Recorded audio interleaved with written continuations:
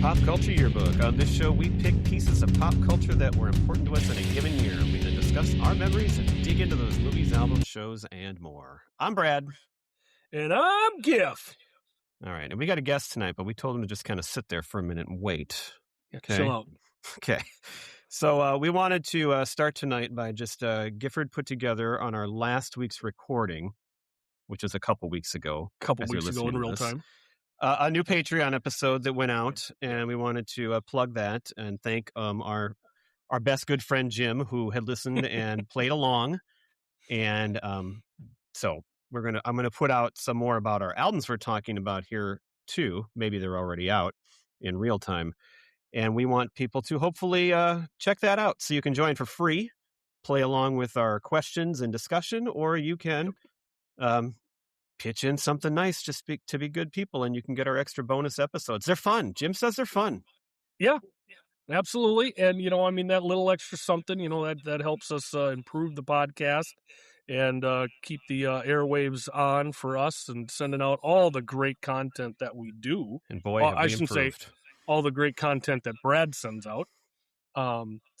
Yeah, please check it out if you would be so kind. It also allows us to secure fancy guests. Sometimes, you got to throw them a $5. Yep. So we got a guest on tonight. He was on once a long time ago. He played a little game with us. I believe it was one of the Minnesota trivia games. And or was it just an initials game? Do you remember? It was trivia of some sort. I don't remember. Anyway, but that voice you hear is Chris, who is a great friend of ours from way back from the hometown. And he is 1 year younger than us, so he's still in our wheelhouse of this music time. But he has a lot of opinions on music, especially rock music. And I thought if he ever wanted to join the show again, this might be the time where it would work. And he agreed. So welcome back, Chris. Appreciate the invite. Yeah, anytime. So I gave you the option, I believe. No, I didn't. I just said Stone Temple Pilots, didn't I? You told me Stone Temple Pilots. I couldn't remember because some people had an option like which one they wanted to do. You were the one who got the last one, like take it or leave it. But here we are. I'll take it. Yeah, we threw him the bone of this horrible band of Stone Temple Pilots. All right, so we have discussed Pearl Jam and Nirvana and Alice in Chains, and tonight it is Stone Temple Pilots. Next week it is Smashing Pumpkins. So we'll start with you, Chris. This album's Core came out in 1992. Where were you? What do you remember? Were you a fan immediately? What's your little history with Stone Temple Pilots? Yeah, great question. I don't remember seeing them in 92 or hearing them in 92, but I do remember distinctly driving to Sioux Falls, South Dakota with always goes back Nate to Hunt to Ernie November. That's what I bring up on here. And I believe it was 93. I do remember on the way back, we'd usually pick up 5 or 6 different CDs, but I remember listening to this one on the way back. And huge impression right away from the very first song, which I'm sure we'll talk about. So. And what made you buy this? Because you had heard the singles, or you just had heard of them, or what? I don't know if I'd heard the singles. Maybe Nate had at that point, but I do know, like at Ernie November, they had recommendations when you'd go in there, and I think it was I think that it was one of the alternative recommendations, and I was trying to think when we bought this, but it must have been early 93. So yeah. So you could add 2 singles out by that point that you were hearing that old possibly. KKCK. Yeah. Although that first one Plush was not very successful as Plush a single, really, what I found. Yeah. Which we think of it now as a great single, but it really wasn't that big. Yeah. Right. But Plush would have been out in February of 93, so that one hit like a ton of bricks. That might have been why we went to get that. I have fuzzy memories from 30 years ago. Good band name, Fuzzy Memories. Or nostalgia podcast name. Oh, yeah. That's a great story because I've told almost that exact same story, but see, Chris is a year younger, so he had a different friend that he drove to Sioux Falls to go in November with, whereas I went with Pete and Haken and whoever else. But I bought Pearl Jam in that same way, barely ever even heard of them, and bought it and loved it, and that was kind of the thing that we did back then. Gifford, how about you? I'm going to lean heavily again on you and KKCK. So, I'm familiar with the hits, but actually listening back to this album, so many of these songs that weren't singles were right in my wheelhouse. So I don't remember where I was hearing these. I don't know if there was maybe a little bit of a resurgence when I got to college, got away from the country music a little bit more, and Purple came out. So then you had the new album in 94 combined with, okay, let's go back and listen to Core. But a lot of these non-singles off of this album are very familiar to me. And I like them a lot. Yeah, okay, good. So I remember first hearing this band on probably KKCK, and there had been a little buzz, like somebody had said, "Have you heard this song? You heard this band?" And a lot of us thought it was Pearl Jam, and thought Pearl Jam had a new song out. Scott Weiland's voice in Plush, especially, was very reminiscent of Pearl Jam at the time. Now you listen to them, and you can tell the difference. But that actually goes into some of my notes here tonight that I found out about. People were hesitant to get into them at first, and I think I was maybe a little similar to that. Thinking they were just maybe another knockoff. And I mean, I already like Pearl Jam. Why do I need a new Pearl Jam? But soon, you realize they were really good. And they're a band who, like Pearl Jam and all the other bands, their sound has evolved much over time. And they're definitely their own thing. Even to the point where one of our favorite Twitter people, Super 70 Sports, he just the other day, he'll randomly put out a picture of Stone Temple Pilots and say, this is a pretty damn good band. And I think that's cool. So I never actually owned this album, but I do have a distinct memory of listening to it. I was in my bedroom and somebody had lent it to me. And I don't know if it was Chris. It could have been Pete. I'm not sure. So I knew I had heard the whole album before, but I'm not as familiar with a lot of those album tracks as I was, like, of course, with Pearl Jam or Nirvana, where I owned the albums. So this one it wasn't really new to me, but it was a little newer. And as far as remembering the order of some of the songs, a lot of them were familiar, like you said, Gif. But definitely it was fun to dig back into it and find out that, yeah, this album rocks. It's awesome. Yeah. So yeah, it's a good one. And like I say, that this is, considered one of their harder albums as their debut. I mean, they've got a lot of great stuff after this, but they're a band that also did an Unplugged in, I believe, 93, and really played around a lot with how these songs were played. So they really showed that they're not just going out there headbanging and screaming at the top of their lungs. I mean, they've got some real talent. Weiland's voice is just excellent, and just it seems like a bit of a fun band, even though you're in that grunge. You're talking about being they were more fun than Pearl Jam all as the, far as all the angst and everything. These guys seemed like they had a little bit more lightheartedness to well, them. And they're from Southern California, so come on. Right. That might have something to do with it. They've seen the sun a time or two. That helps your overall mentality. Chris, yeah, I feel like I don't know. I feel like Scott Weiland got kind of towards the end of like the 80s ballads. He would have been a really good glam rock, and I think he kind of missed out on his calling there by a few years. But I agree. He gives me kind of a Sebastian Bach type vibe, and he as I was listening again today, I've listened to this so many times now. It reminds me, and you mentioned fun. It reminds me more of hair metal than some of the other ones. Like, it still feels a little more connected to, everything changed. Hair metal died, but it didn't. It was still in there. But I feel like they were a little closer to that. And coming from LA, I mean, playing at the Whiskey A Go Go. I mean, that's kind of the Motley Crue story. So that's probably part of it too. But they weren't just a knockoff, that's for sure. And a lot of people that initially were hesitant came around on that and realized it later. Well, and as we go through this album, I've got different notes on different songs, and it's just funny that time after time, you're seeing negative to mixed reviews on this, and then, but retrospectively, 20 years later, everybody's like, "This is awesome! Like, this was a defining band of the time." That's like, but nobody seemed to want to give them much credit when they first came out, especially including our next week's subject, Billy Corgan, who had some things to say and came around as well, just like a lot of the critics too.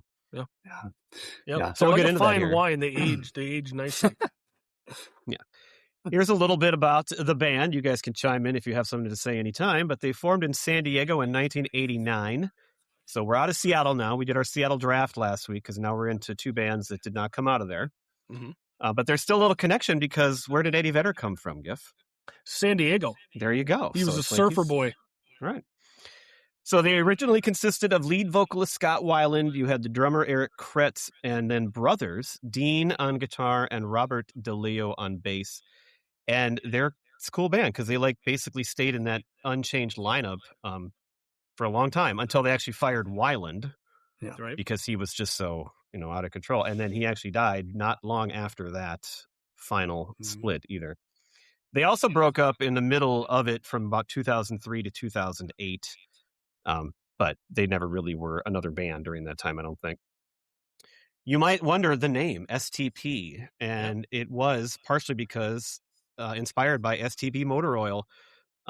They liked the stickers when they were younger, and they kind of took the letters and turned it into that. They also thought of being called the Stone Temple Pirates, which I don't know if that's cooler or not. I like pilots, but it rolls off the tongue better with pilots. I think it does. It's a little harder to say that. Yeah, throw a lot more marketing opportunities. Yeah, I think more marketing opportunities with pirates. I had no idea. Yeah, you could. That could be. Yeah, pilots are cool though too, man. Yeah, the flyboys. All right. Then speaking of sounding like Pearl Jam, they were, as I said, somewhat controversial. So in January of 1994, in a Rolling Stone poll, the band was simultaneously voted the best new band by the Rolling Stone readers and worst new band by the magazine's critics, which is that's just a great fun fact right there about it. Is sums it all up. But as we said, they were not just grunge imitators. They explored a variety of styles, including psychedelic rock, bossa nova, and classic rock. And so their third album, to me, is where they really kind of stepped out. And actually, the first Stone Temple Pilots album that I owned was the third one, Tiny Music, with Big Bang Baby on it and Art School Girl. I just thought those songs were so different and cool. And I was in college at that time and had more money. So that's the first one I actually bought, even though, of course, I liked them. Hold on a second. That one was definitely in college and had more money. That seems like the opposite. Well, I had a job. I mean, I had okay. Good point. You have your own job. It feels like you have money to spend. Brad grew up dirt poor. He had to go to college to have money. Yep. Anyway, that album was kind of one that started to get them more respect. It's kind of started with that one because it was so different. They were inspired by Aerosmith and David Bowie, as far as fashion for Scott Weiland. So Scott Weiland, I mean, if you know Scott Weiland, he's a very unique looking guy and he wears a lot of very interesting things. And when it said that he was inspired by David Bowie, that made a lot of sense. Many of their critics have come around, including Billy Corgan, who he said, in retrospect, the greatest voices of the generation were Scott, Lane, and Kurt. So Kurt Cobain, Lane Staley, and Scott Weiland. Now, maybe he's just being nice after he died. I don't know, but it's still a nice thing to say. It is. They are regarded as one of the most successful rock bands of the 1990s, having sold more than 18 million albums in the United States and 40 million worldwide in that decade. So, well done. Very successful. Yep. Any other notes, comments about the band overall? What do you like about them? Anything you got? Well, I think again, for me, it starts with the vocals. I think Scott was, kind of. It's funny to say distinctive, because so many people did compare him to Pearl Jam and Vedder, but I memean that's a couple times, and everything's coming out in grunge, so you're gonna have some crossover in there. But I just, again, like I said earlier, I think they had a different side to them that was a little lighter. They weren't so dark all the time. I mean, I think last week's episode with Alice in Chains probably our darkest thus far of the band. It's interesting to come back this week with Stone Temple Pilots. There's definitely some heavy stuff in there. Don't get me wrong, especially in this album. But I think there's a lighter side to them that is fun to explore. Yes. Yeah. I think you could put Scott. He could probably be the lead vocalist for about 20 different bands because he is a vocal chameleon. I think he's got really, I don't know, he got some light stuff, but he can definitely do the heavy stuff. And to me, aside from Chris Cornell, he's probably got, and Lane Staley, he's probably in the top 3 for vocalists in that group. Okay. Yeah. It's, I mean, at first I was listening and it's got Eddie Vedder which we just talked about Pearl Jam, so it's in my head. But it's so strong and deep. But then he can, and even on this album with Creep, like he can really branch out. And if you listen to their other stuff, it's not all like that at all. One of my favorite, some of my favorite songs by theirs came from 2010 when they got back together and put out an album, and they were still going strong. So that was, I thought, pretty cool that, they kind of been away for a long time. But if you really dig in and look and see what they put out later on, there's some good stuff in there too. All right, this album came out on September 29th, 1992. What else came out on that day? Gifford, you should know. It was Alice in Chains. Right, the same one as Yes. last week. Yes. Thank you. Core is 8 times platinum. They won Best New Artist on the MTV Awards. It had a Grammy nomination for Best Hard Rock Performance. Won the Grammy. It won the Best- Grammy, yes, not just a nomination. Yep. Core comes from the Adam and Eve story a little bit, and I've never known what was on the cover, but apparently that's supposed to be Eve holding an apple, but you can't really tell what she's holding, and the tree behind her, a lot of times to me it looks like it's giant hair, like it looks like PJ Harvey, like hair whipping around, but it's a tree, and so there is that, and there is a religious connection on one of the songs here, and Scott actually was an altar boy when he was younger, so it's interesting to have them go that direction. It is their heaviest and darkest of their albums, the most grungy sounding, but it makes sense because that's what they were around at the time, and that's what got them going. And then they could, then you can evolve and you can do stuff after that. So, yeah. You got any more fun facts about the album? Well, as we talked about already, you said January of '94, Rolling Stone's critics labeled them the worst new band, but in 2019, that same publication ranked Core number 11 of the 50 greatest grunge albums. So it only took them, change. Yeah, only took them 27 years to come around. The year-end charts for 1993 ranked this album at number 10, and decade end at number 93. So pretty good. With only 3 singles coming off of the album, it's, it really did take hold. Usually, you maybe have 4 or 5. So to get that kind of play, and of course, that was the other thing too. There's songs on this album that weren't released as singles, but still caught on big on MTV, which really helped, I think, spread the word on the band.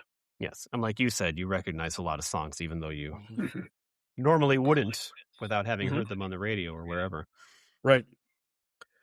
Okay.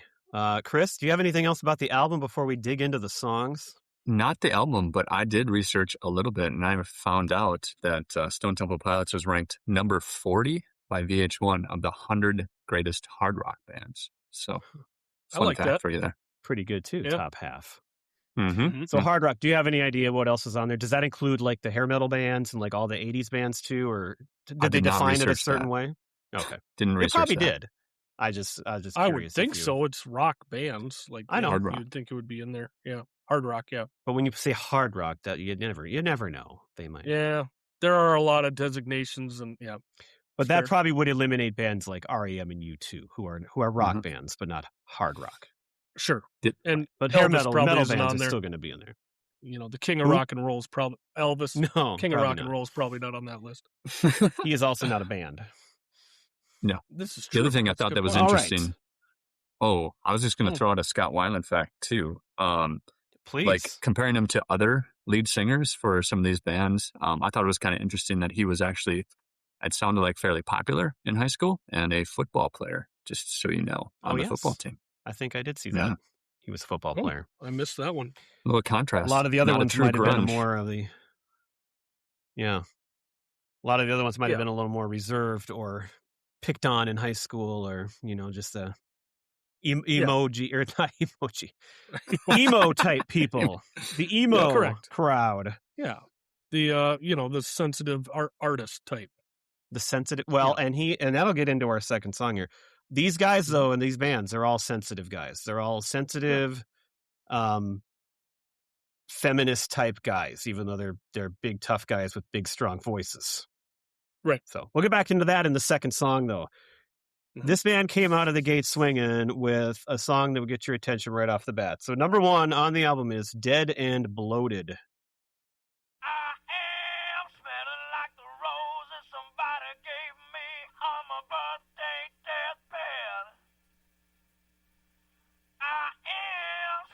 like the roses somebody gave me 'cause I'm dead and blue.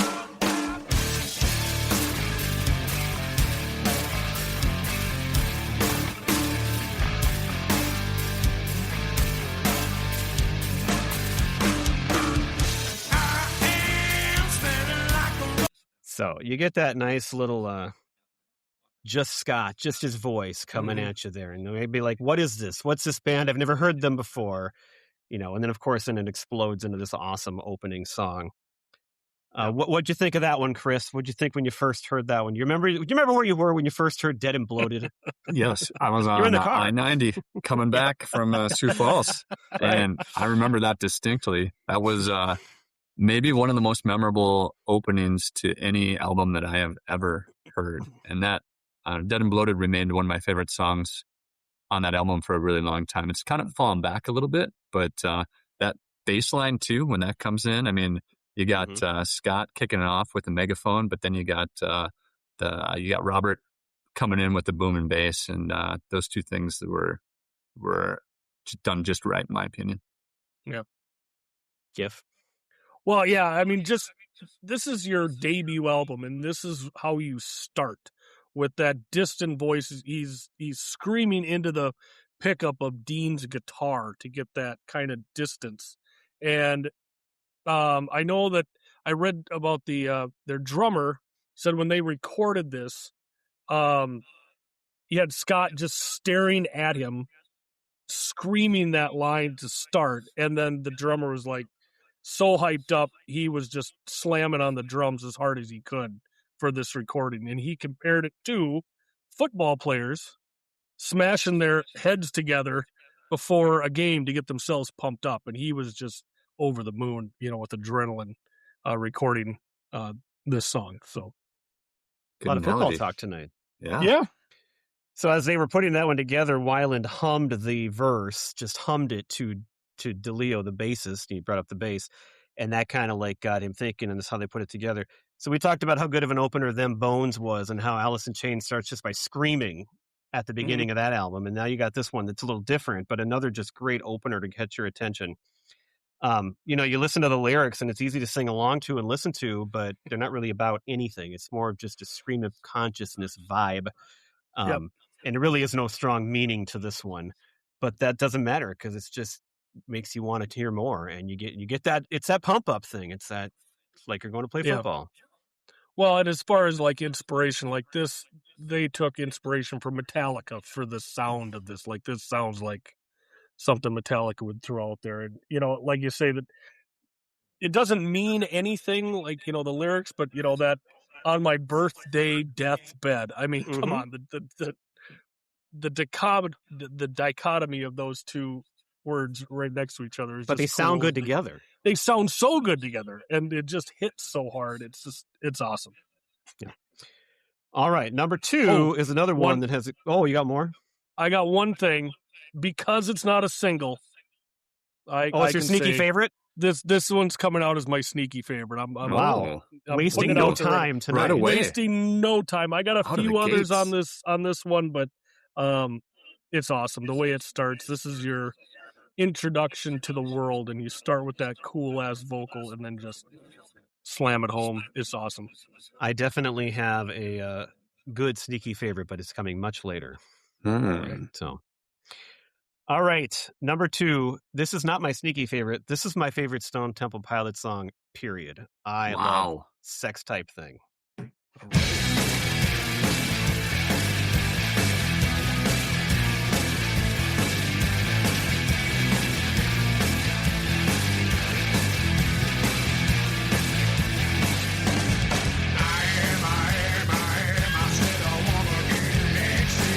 Love that.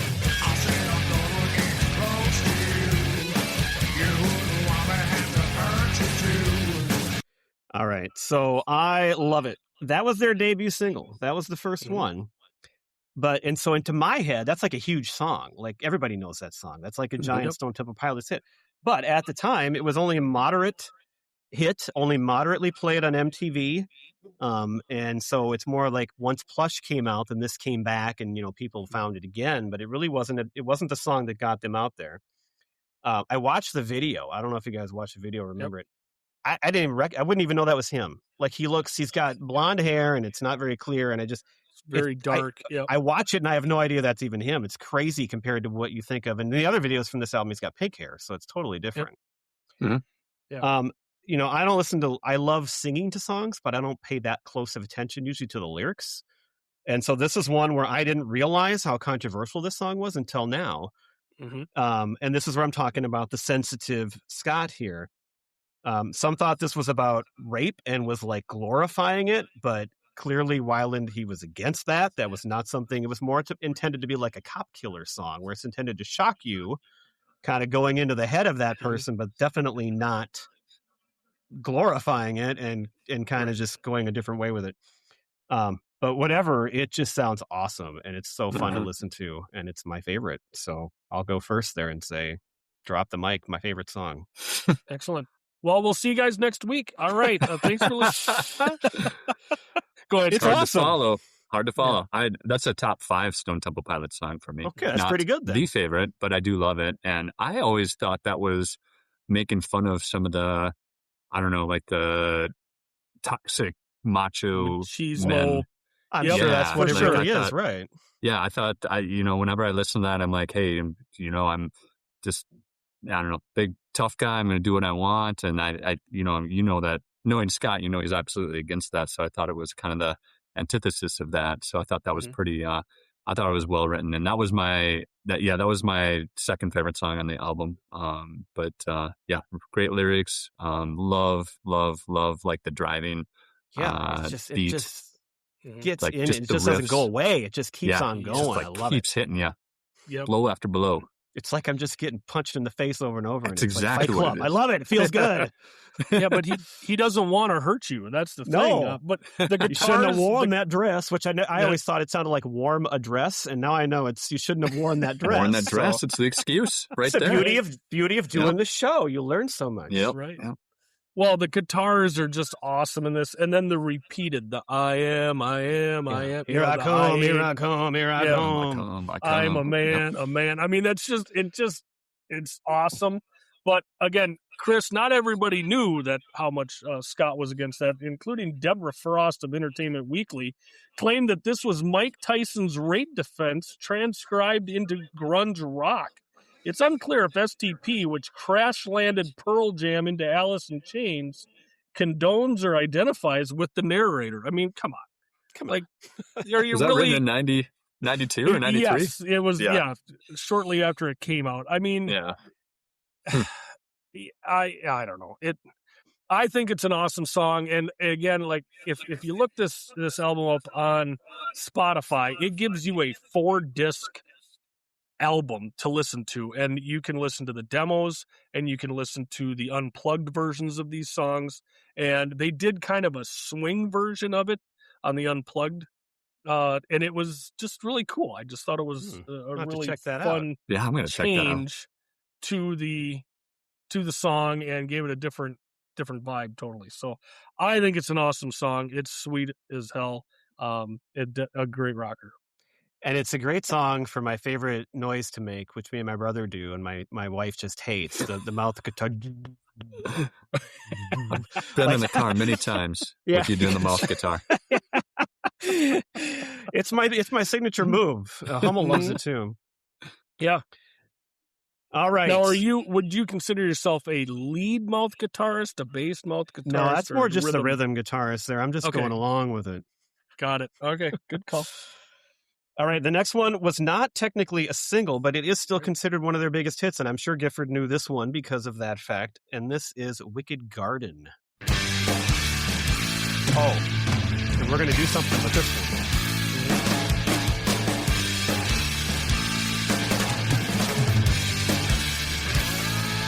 All right, we're going to pause it right there, and I'm going to play another song, because Gifford put this together. Oh. Tom Petty? Yeah. Yeah.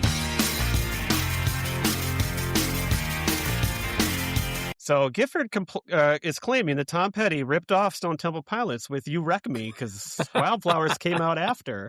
Yeah, this came out in '95, but I was listening to the beginning of the song. The first 2 seconds of Wicked Garden, I'm listening to it over and over. I'm like, what the hell? This sounds like something else. And And you it nailed finally it. hit me It totally that it does. was a Tom Petty song. So I listened. Yeah, so it's like, oh, that's kind of interesting. But Well, let's go great back start and to hear. a song. Yeah, let's go back and hear just a little bit more of the middle part of Wicked Garden.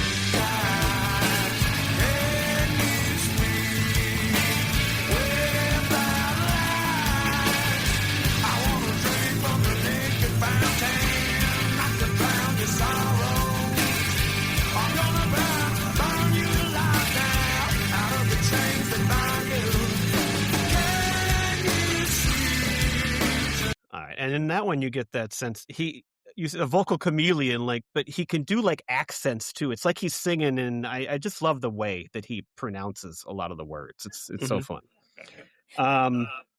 Chris, what do you think of Wicked Garden? Third favorite song on the album. Third favorite song. I know. They got a lot of bangers up front here, but yeah, I mean it's another hard driving one. But it also has a few hooks to it. So instead of instead of being like constant driving like Sex Type Thing, I feel like there's some a few hooks to it, but definitely heavy, and love the lyrics. My favorite lyric in that is "I want to drink from your naked fountain. I can drown your sorrows." So love the imagery there. That's good. Giff, you liked it? Oh, of course I did. Yeah, this one was absolutely great. And again, like you said, not a single, but still hit number 11 on the mainstream rock charts, number 21 on the alternative airplay chart. Kind of like Black by Pearl Jam. We've technically not a single, but a huge hit. Everybody knows that song. So yeah, I mean, this is, speaking of loss of innocence, but just an absolute great song. The vocals again are amazing, as you guys said. Yeah, just a really solid song. I don't know why you wouldn't release it as a single. To me, it's a missed opportunity there. For sure. Like you said, they only had 3, and the first one didn't really hit. So by the time they started to hit, you'd think they would put out. Just keep putting out just keep putting them out. Interesting. Yeah. All right. I don't have much to add. I love that song. It rules, and it just keeps this awesome start going. You got 3 songs that just smack you and get you going, and it's awesome. But being about lost youth and looking back, that fits the theme of our show too. So yeah, we gotta like that. We do look back every once in a while. That's for sure. Yeah. All right, the 4th song is just an instrumental. I'll just play a little bit. Probably not a ton to say about it, but we'll listen to a little bit of "No Memory."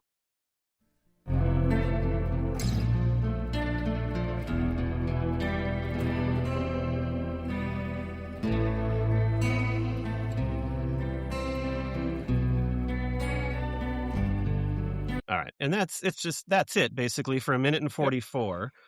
It's your sorbet. It's your palate cleanser. That's what I wrote down. It's perfect timing because you have these 3 just gigantic, awesome songs. It's a great time for a little breather. And they put it here because they felt that it was a good transition into the next song, which we'll get to. So I don't like it. I don't like it. You don't like it? Nope. You want to keep rocking. I never understood why they put it in there. I hated it every time it came on. I'm like, just keep going with what you're doing. See, to me, this one sounds, again, going back to Metallica. If I would have did a little more research in which song, God, it's right on the tip of my You better tongue. be careful what you say about Metallica because Chris might really get upset or correct you. Well, no, here. but there's the obviously nice. It's all instrumental. No, I like it. That's what I'm saying. Like Sad but true. Are you thinking sad but true? Is that what it is? Maybe. Yeah. It might be. No. Here's where I'll agree with Chris. I like the little palate cleanser, but it's 1 minute and 44. I feel like it could probably be like 30 to 45 seconds. If it's just kind of an intro, just a quick. Let's just keep it shorter. Then I guess that's what I would say. Mm-hmm. Yep. But okay, well that takes us to Sin, which I'm assuming Chris likes because he wants to keep it going. So here is the next one.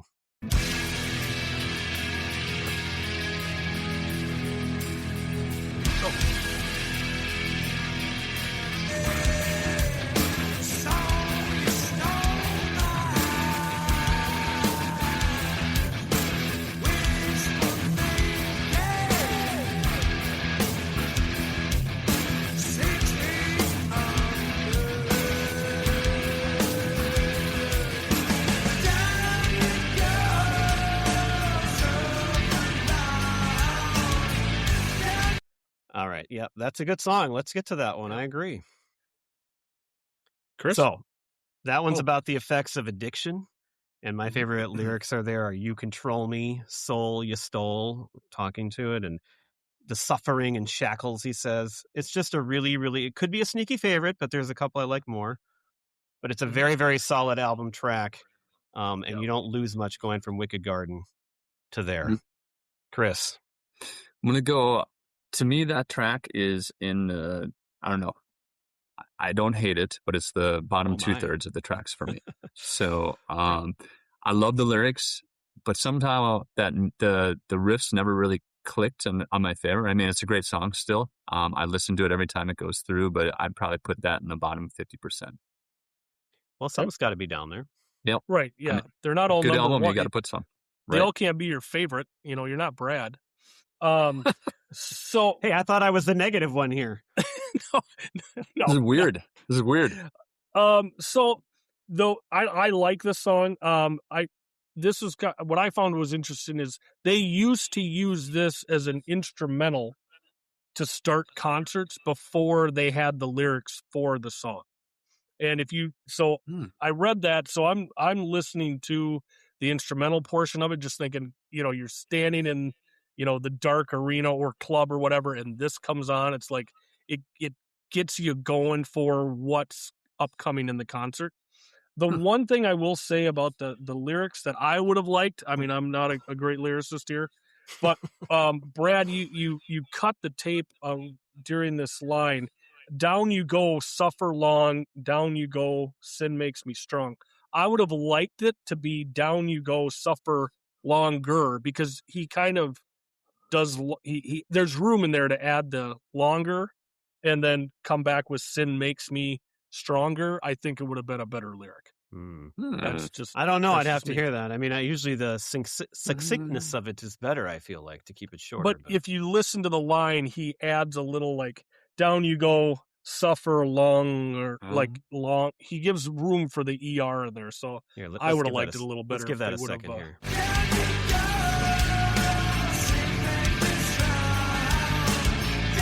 I could go either way, I see. Yeah. I mean, it's a think very specific thing to say, but I could see it. Yeah. But I think it would have gave it a little bit more punch. Sin makes me stronger. I think it would have been cooler.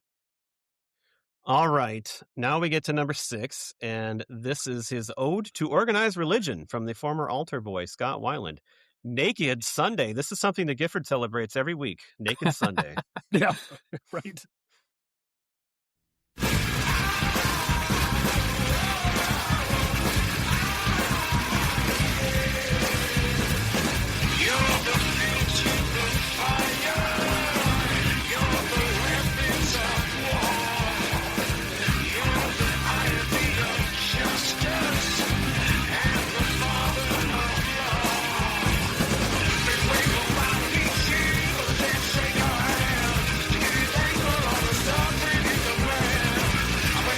All right. Naked Sunday, Chris. What do you think of that?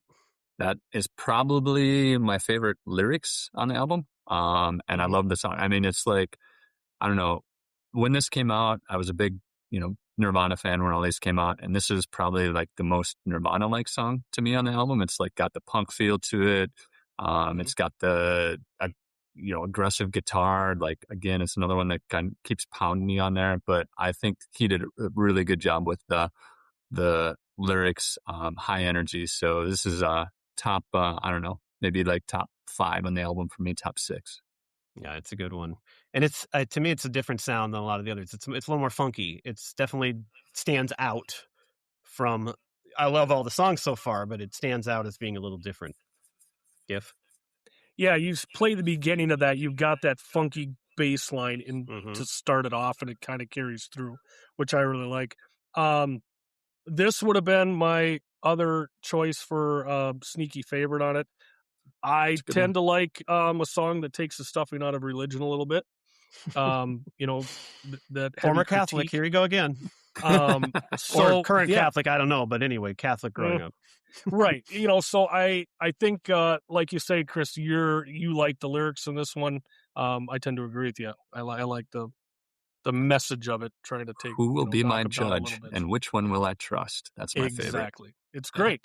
It's great. And so he did become an atheist, but he's not also really anti-God either. It's not like he's Nope. looking down on people, which, Nope. kind of what I would feel too.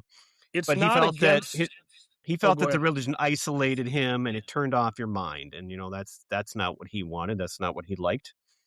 Mhm. It kind of shows the paradox of that confusion of good and evil coming from the same place. Like, how can you have both? And because it has that different sound to it, and then it's a little bit interesting lyrics, I love that song too. Yeah, it's not a critique on religion; it's a critique on organized religion, Let's and see. there's a big difference between those two. So, Interesting. yep. Okay. All right. The next one is a big, big hit. And this is where we get to hear a little bit different, sound of the vocals too. This is Creep.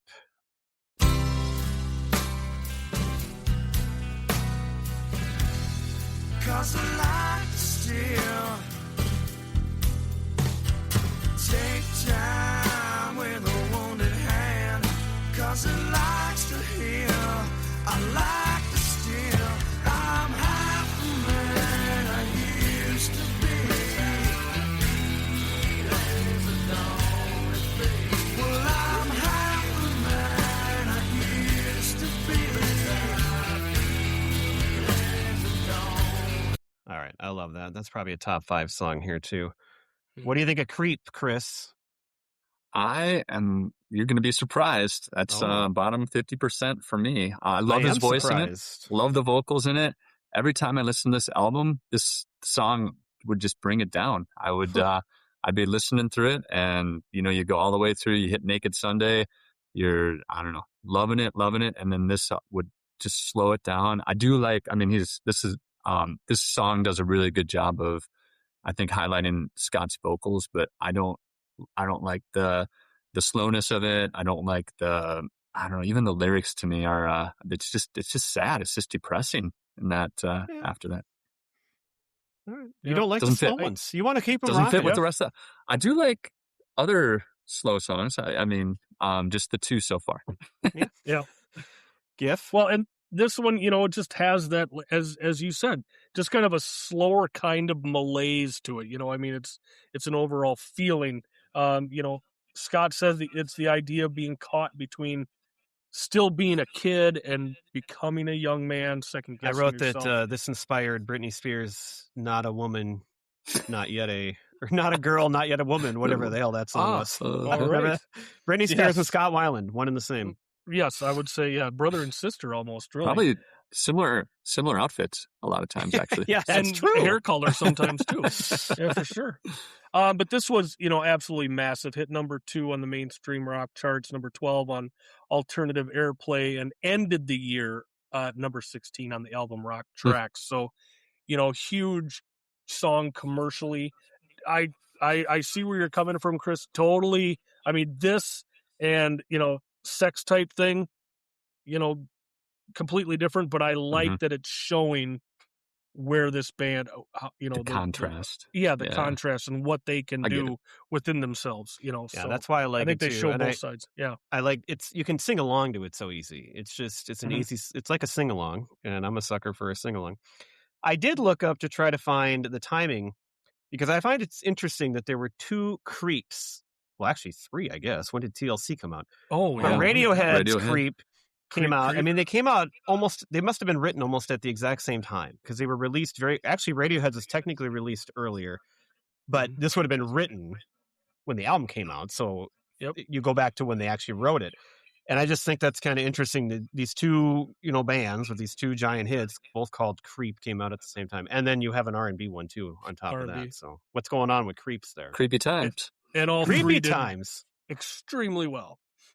The one thing I'll say about I don't necessarily understand about the lyrics is, again, Scott says it's about going from a boy to becoming a man, yet the lyric says I'm half the man I used to be. I don't know if it's going over my He's head. not there yet.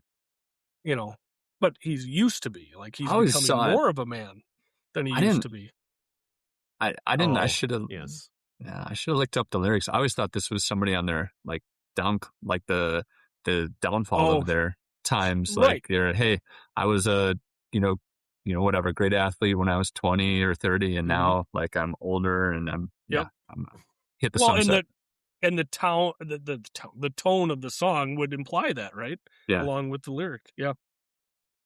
All right. All Sorry, right, Red. number 8 is Eric Cartman's favorite song on the album, Piece of Pie. I mix the water. I drink the water. The driving guitars are back. I love it. Back to rocking. Yeah, yeah, yeah. Staring me down, wearing a crown of apathy.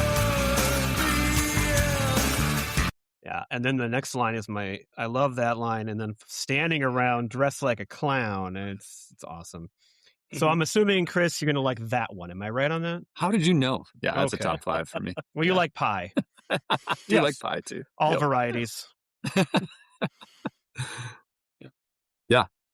You want me to go? I mean, Yeah, go love it. ahead. You Yeah, go. I mean, love that lyric, the staring me down, wearing the crown of apathy. That's a great line. I don't know, just driving again.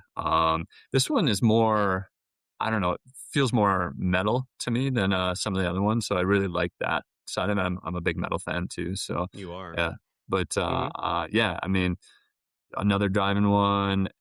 You just get your head nod, bobbing, and yeah, I don't know. The lyrics are really well done too. But I feel like this is maybe the most underrated song on the entire album. I don't know a lot of people that love, Piece of Pie when they listen to it. But Well, I don't know if I love the title of the song. It's just like, but so this one is mostly seemingly kind of anti-government or military or perspective of a veteran coming back home again and not being included and wanting their piece of the pie. Like that's what we're talking about here, being alienated. So I like that. It's kind of the lyrics are a little different then. It feels like a little different topic to bring up than some of the others.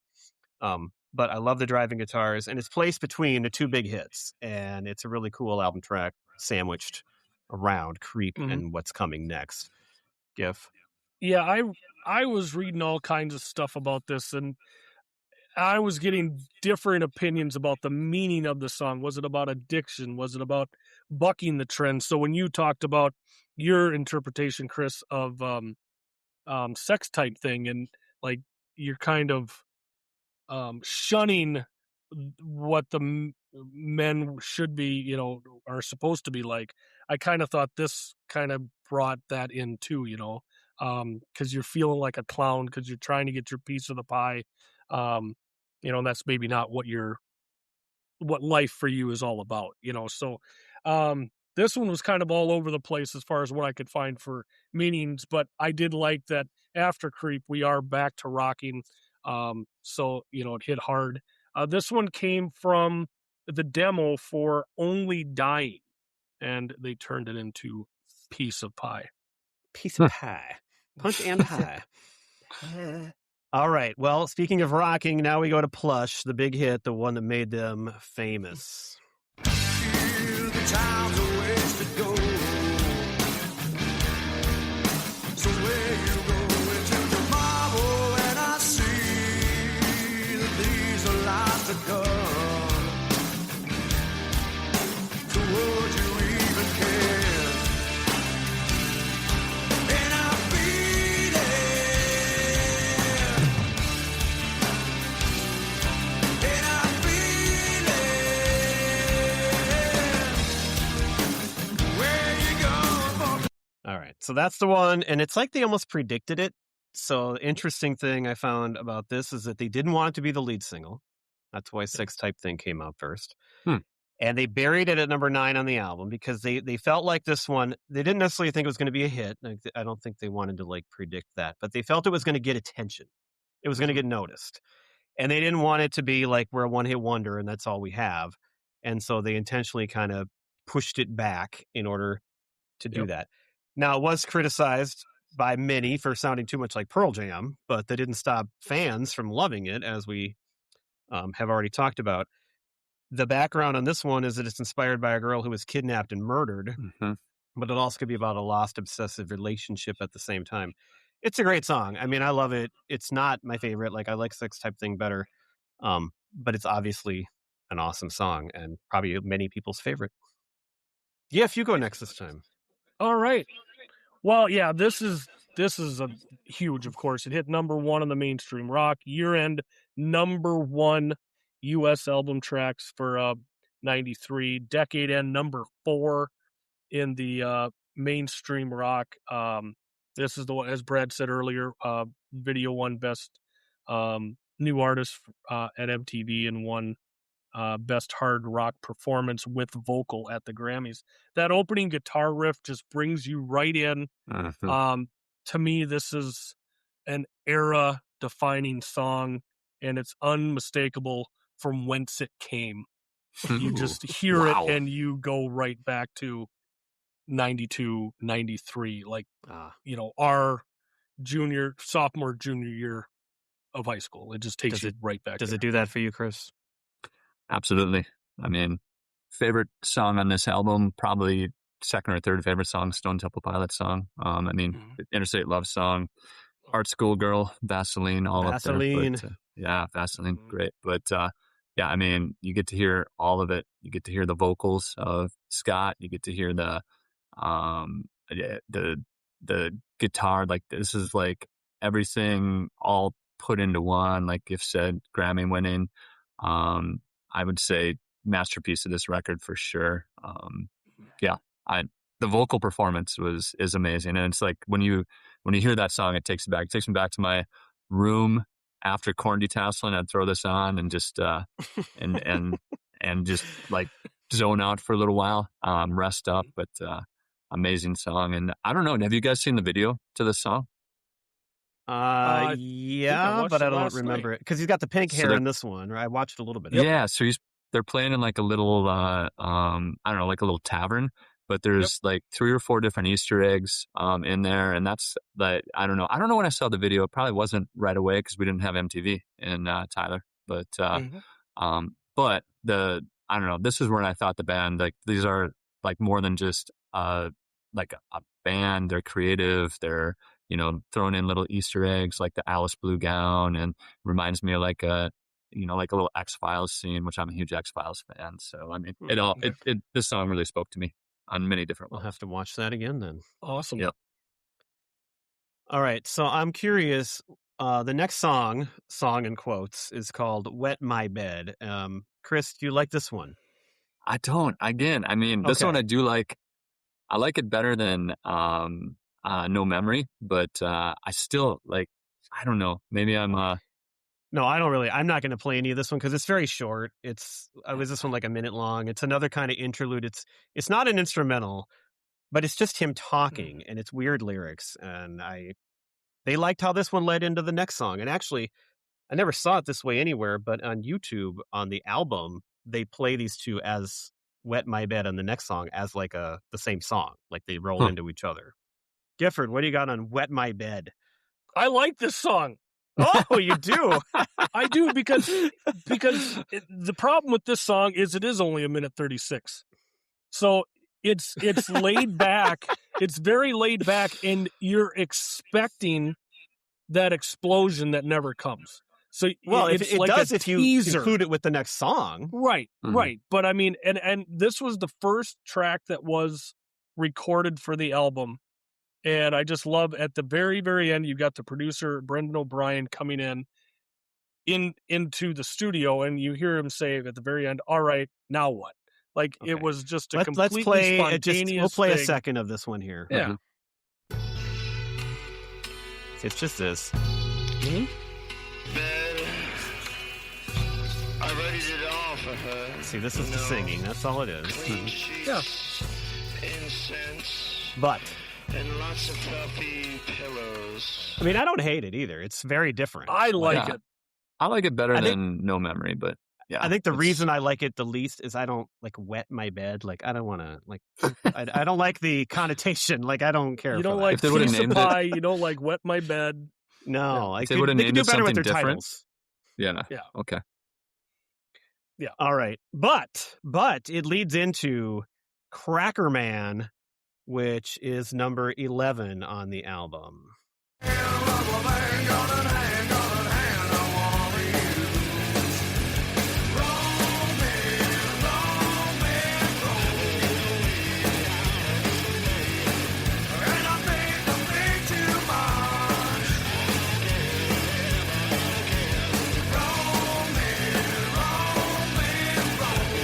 All right, Cracker Man, I'll just say that's my sneaky favorite. It's number 11. It's not a single. This song freaking wails. It's my second favorite song. It actually is almost as good as Sex Type Thing. It's fast. It's more punk. I love it. I love the call and response. The he's singing, and then you got the like in the megaphone sound again response. I love that. It's about a homeless guy they knew on the street, which I mean, I'm already comparing it to Spoon Man because we just talked about Soundgarden. And I didn't see that at first. I thought it was about something else, but it was directly in a interview with the band who said that Cracker Man was a guy on the street. And so I love Spoon Man. Now I love Cracker Man. Which one you like best? I think the song wails. It is awesome and it is so fun. It just gets me going again. And being towards the end of the album makes it even better. It's just like let's keep this going here. Party. Chris, do you like this one? I do love this one. Top 5 for me. So reminds me of, I don't know, a lot like Naked Sunday, where you got that punk drive-in influence on there. And I think I love like the, I don't know, like I think it's the snare that's in there. You can like just, I don't know, it just, again, driving, it's raw.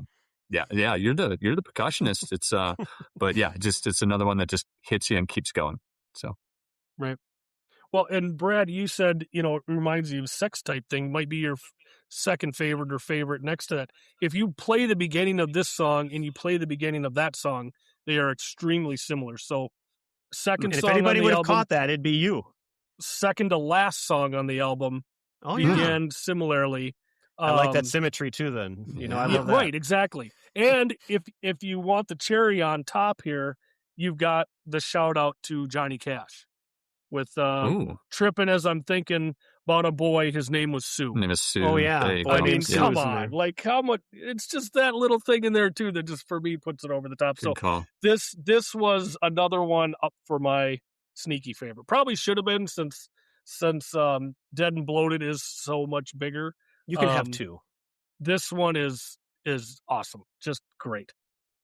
All right, well that brings us. There's screechy guitars in there too that are just awesome. Gotta get away. It's awesome. Mm-hmm. All right, so we're flying high, and then we go to the last song, which is Where the River Goes. And this song is like 8 minutes long, but I'll tell you, I don't even notice. I love this song too.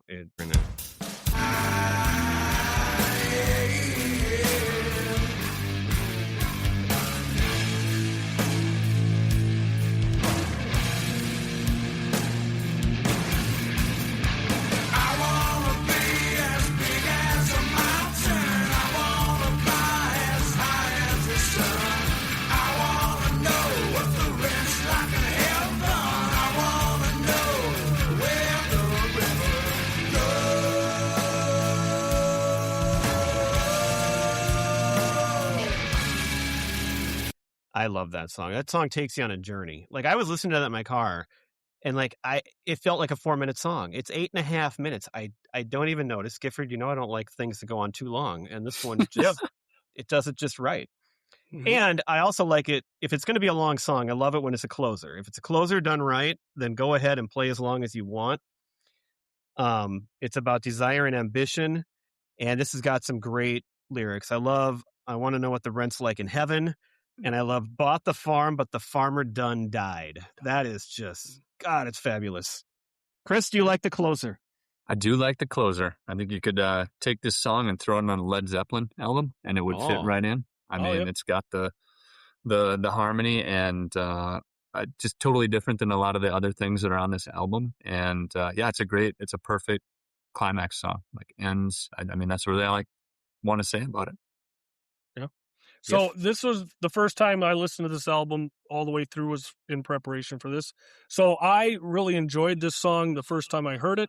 And then I heard it again in the 8.5 minutes. Like this song could have been 4 minutes. It just repeats itself. Well, it can be. It's Where the River Goes. It goes on for a while. It's a meandering river, maybe a lazy river. I like what they're doing in it. Just cut it in half. It could have been a 4-minute And double song it. to close. Cut So in half. that's kind of where I'm at with this one. If it wasn't the closer, I'd probably say I agree with you. But as the final song, I don't care. Like, bring it on. I mean, coming from a Tool fan, this song is short. So, Yeah. I mean, this is... Yeah, he This can is- never this is- complain about things being too long. Yeah, this is closer to Wet My Bed for Tool fans, you know. Yeah. But still a good, I mean, it was a good song to finish with. It just, Perfect they closing just needed song. they just need to cut it in half. You take Dead and Bloated at the beginning and you end it with Where the River Goes. I mean, it's like perfect dichotomy.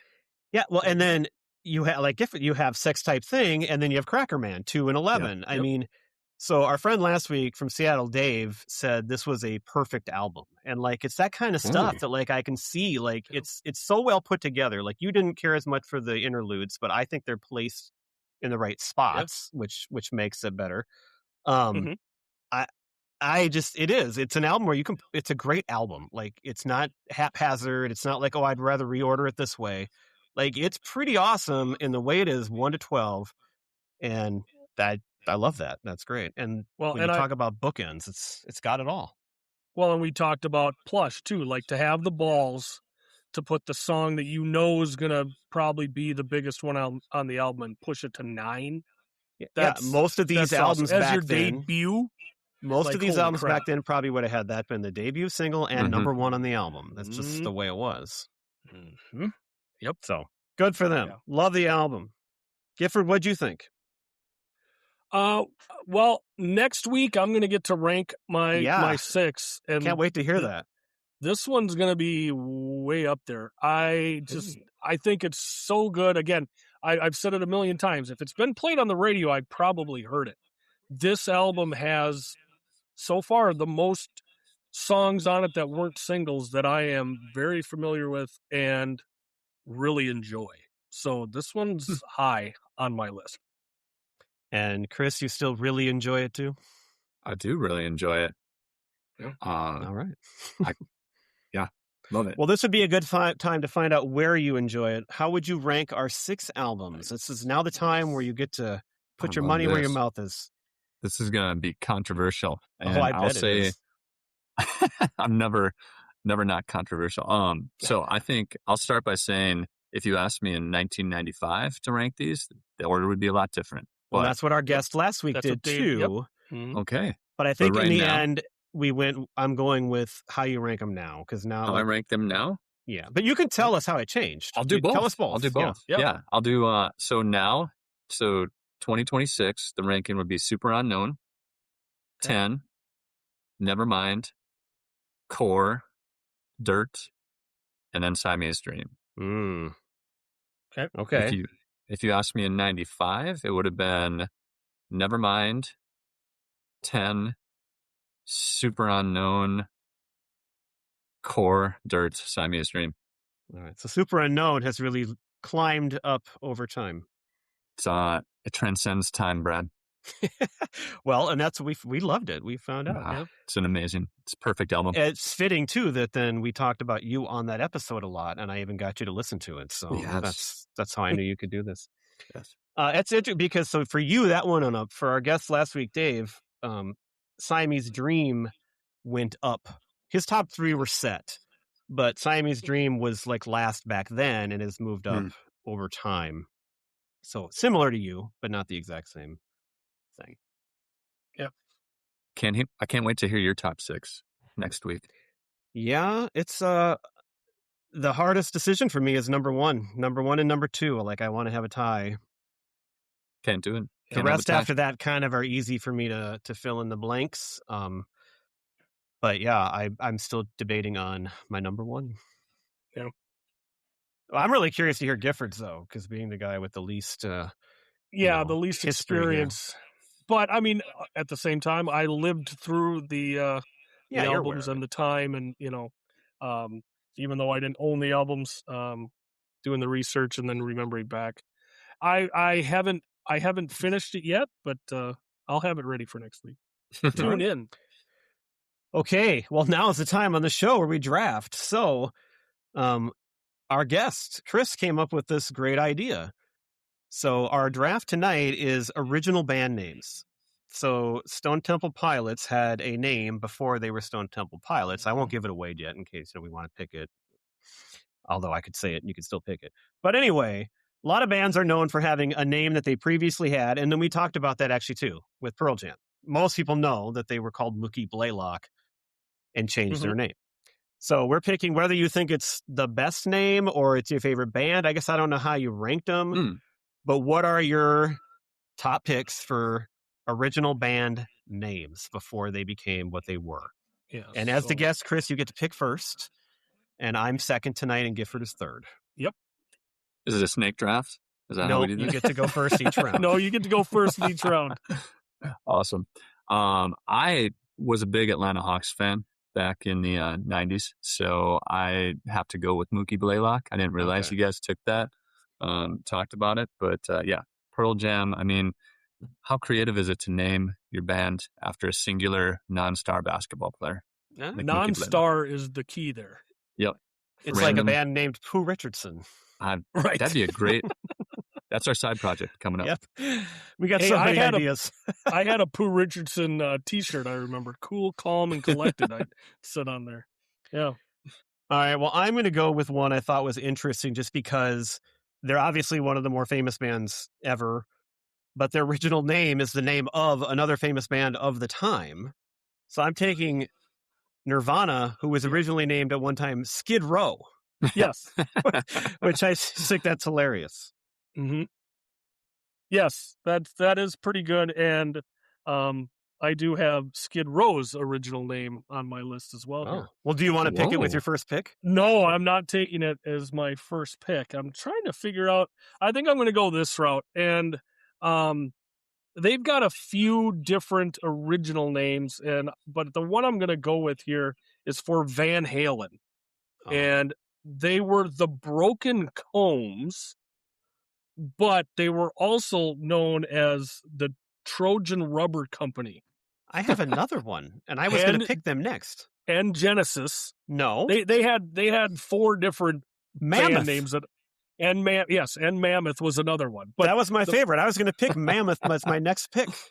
Trojan so which one Rubber are you going Company. with? You got to pick one. I'm going with the Broken Combs. I think that's just such a far off thing from what I think of when I think of Van Halen. All right. Van Halen was the Broken Combs. Yeah. Back to Chris.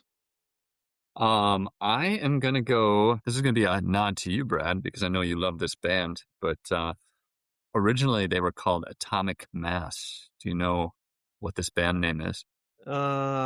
Yes. Well, it's actually more of a nod to Gifford. I mean, it's both of us. Oh, yes. Def Leppard. I got it on here. You got it. It's Def Leppard, right? Where is it? That is right. Atomic Mass. Yes. You could have shouted either one of us out on that one. I'll shout you both out. Right. I thought you were going to pick a different band that I love for a second there. Well, why don't you pick a band that you love? I'm looking at my list. I'm picking other ones here first, I think.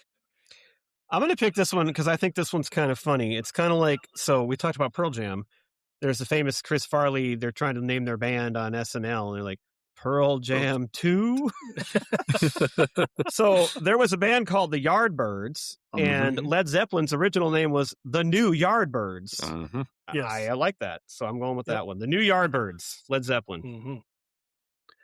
All right. I'm going to go with a band that has a long name, but originally their name was Tony Flo and the Miraculously Majestic Masters of Mayhem. I know this one down. And of course, they shortened that up to the Red Hot Chili Peppers. That was a good one. So Tony Flo and the Miraculously Majestic Masters of Mayhem. Okay, wow. I think they should have kept that. Right? It's a good name. It's just really long. Yeah, it could be TF and TMMMMMMMMMMMM. Or they could have just shortened and gone with the name Mayhem. Mayhem would have worked. And it kind of fits the band. They're Mayhem. They're all over the place. And that would make sense for a band name, but everything in front of it is crazy. Yeah. All right, back to Chris. Back to me. I have to do this. Just like Ryan Leaf, you got to take it. Gotta take it. Got to do it. There's a band that we've all seen multiple times that changed their name halfway through to Preacher Row, and it's your opening band. But they were originally called Motley Crue. Motley Crue. Yes. That's a great pick. I love that pick. Our house band, Preacher Row, is picked third. I have it down. And we were talking Motley Crue. They had the umlauts in there too, right? Do you remember where? They did. Yeah. I thought it was above the... Well, I was asking Chris because I figured he'd be the most likely to know exactly.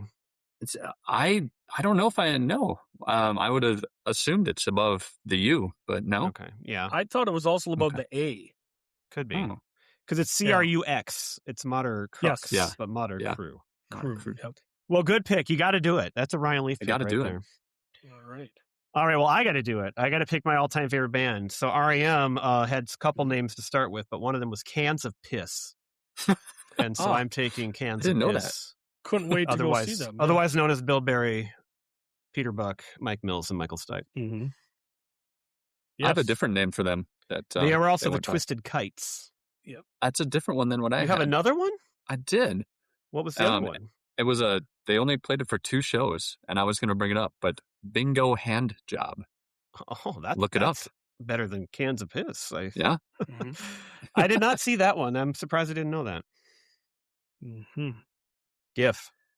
All right. So my previous pick filled up the marquee quite a bit, right? He's coming up, we got Tony Flo. Half my paper is gone. Well, I'm adding another one here. Wally Fowler and the Georgia Clodhoppers. Jesus. I have no idea. That is the Oak Ridge Boys. Oh, I did see that one. Oh. Wouldn't you just go with the Clodhoppers? See, again, Mayhem, Clodhoppers, those are good. Those are good. Yeah. Yep, I saw the Oak Ridge Boys listed. I didn't write it down, probably because it was so long.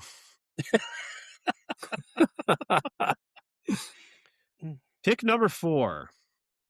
Number 4, I'm going to have to go with one of my favorite bands, similar to GIF at his recent pick, a little off genre, but the Young Aborigines. Mm-hmm. Do you know who that was? I don't have that one either. The Beastie Boys. The Beastie Boys, yes. I have them starred as one I was hoping to take. Yep, that's a good one. Okay.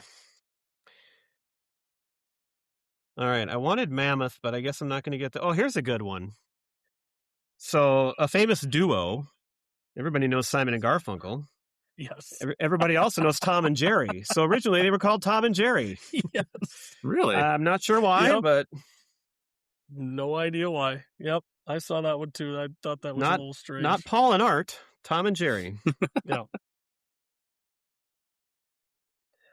right, Gift. So, when... you're coming out with your band name, you want, to catch the imagination of fans, right? You want, that catchy name. And there was a band that started their career as Nameless. That's what their band name was, Nameless. Did they have songs called Untitled, probably, too? Correct, right? Like, what are we going to name our band? Well, we're not going to we'll just be Nameless. That's the Scorpions. Really? That was their original band name. I mean, really put a lot of effort into that. All right. Last pick for Chris. Last pick. And I hate to do this. I'm making this pick because I absolutely hate this band. And I think it's ironic what their original name was. Because it is an awful name. And it's pretty much, I think they should have kept it, because it's an awful band, but their original band name was Naked Toddler. Aha, yes. Any guesses to that band? I don't think I have that one either. Is it Nickelback? Nope. Close. Close. Creed. Creed. I think Naked I did see that. Toddler. What an awful band name. Yes. Wow. For an awful band. Let's go see the Naked Toddler. Yeah, not really what you want to go with. All right. I got a couple good ones left here. I feel like I should go with a local connection. Okay. So this is one I had heard a long time ago. So I got two different options. I don't know which one to pick. But I'm going to pick Loud Fast Rules. You guys know who that was? No. That Nope. was our local band, Soul Should I say it? Asylum. Oh, Soul Asylum. Ah. Huh. And I think that was actually like a name for a while. Like I knew that one before. So Mm-hmm. Excellent. last pick, GIF. All Make it right. good. Definitely definite feel change when they changed their band name. But originally, do you guys know who the Polka Tulk Blues Band changed their name to? Polka Folk Blues Band? I got Tulk, Tulk. Oh. Hmm. No, I don't know who that is. I do not know. Well, obviously that's Black Sabbath. Oh, No, that's amazing. obviously. Wow.